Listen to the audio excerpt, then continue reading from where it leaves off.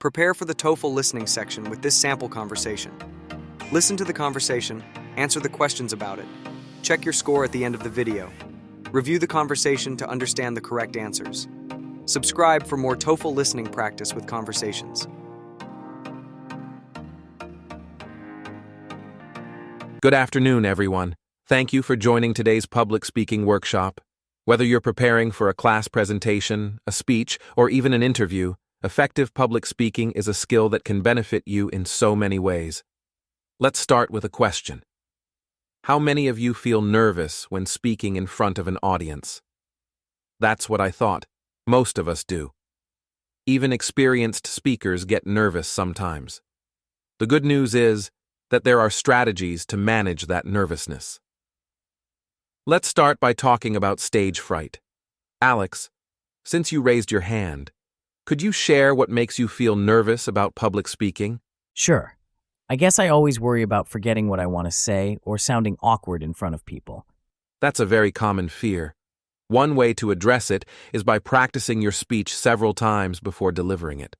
The more familiar you are with your material, the less likely you are to lose track. And if you do forget something, it's okay to pause and take a breath. It's better than rushing through. But what if I freeze completely? That's what I'm most afraid of. Great question, Mia. If you feel yourself freezing, try focusing on your breathing. A few slow, deep breaths can help calm your nerves. Also, have a few key points written down as a backup. Glancing at your notes can help you get back on track without losing your confidence. I've heard that making eye contact with the audience helps. Is that true? Absolutely, Jordan. Making eye contact creates a connection with your audience and helps you appear confident, even if you're nervous. Here's a tip.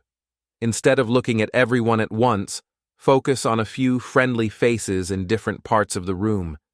It makes eye contact feel less overwhelming.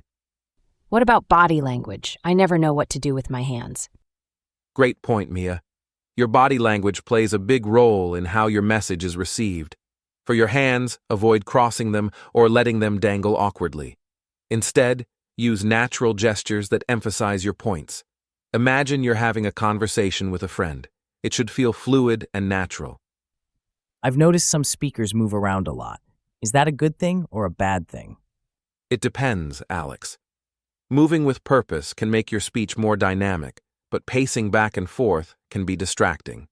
If you want to move, use it strategically, like stepping closer to emphasize an important point or shifting to a new spot when transitioning to a different topic. What about voice? I sometimes speak too fast when I'm nervous. That's very common, Jordan. When you're nervous, your adrenaline speeds up everything, including your speech.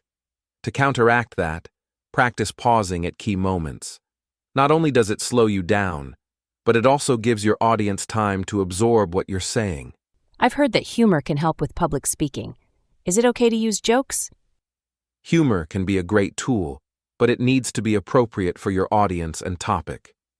A light, relatable comment can break the ice, but avoid anything that might offend or distract. If you're not comfortable with humor, don't force it.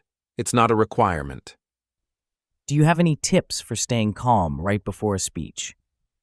Sure, Alex. A quick relaxation exercise can work wonders. For example, take a deep breath, hold it for a few seconds, and then exhale slowly. Repeat that a few times. Visualization can also help. Imagine yourself giving a successful speech and receiving positive feedback. That's really helpful. Thanks, Dr. Harper. You're welcome. Let's do a quick activity to put some of these tips into practice. I'll give each of you a simple topic, and you'll speak for 1 minute. Don't worry, it's just for practice, and we're all here to support each other. Sounds a little scary, but I'm in. Me too. It'll be good to get some feedback. That's the spirit. Let's get started. Remember, this is a learning experience, and every step you take brings you closer to becoming a confident speaker.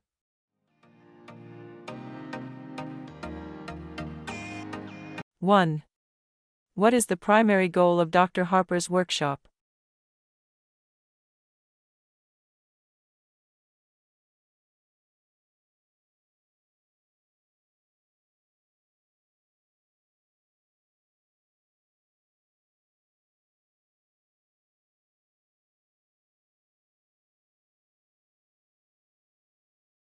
2.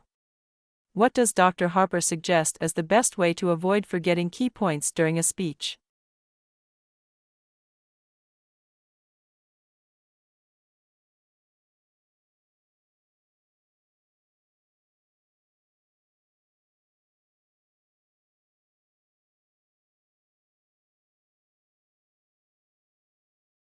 Three. If a speaker completely freezes during a presentation, what does Dr. Harper recommend?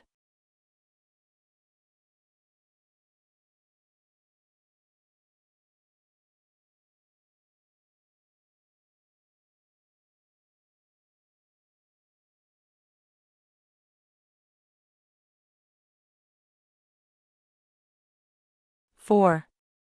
Why does Dr. Harper warn against excessive movement while speaking?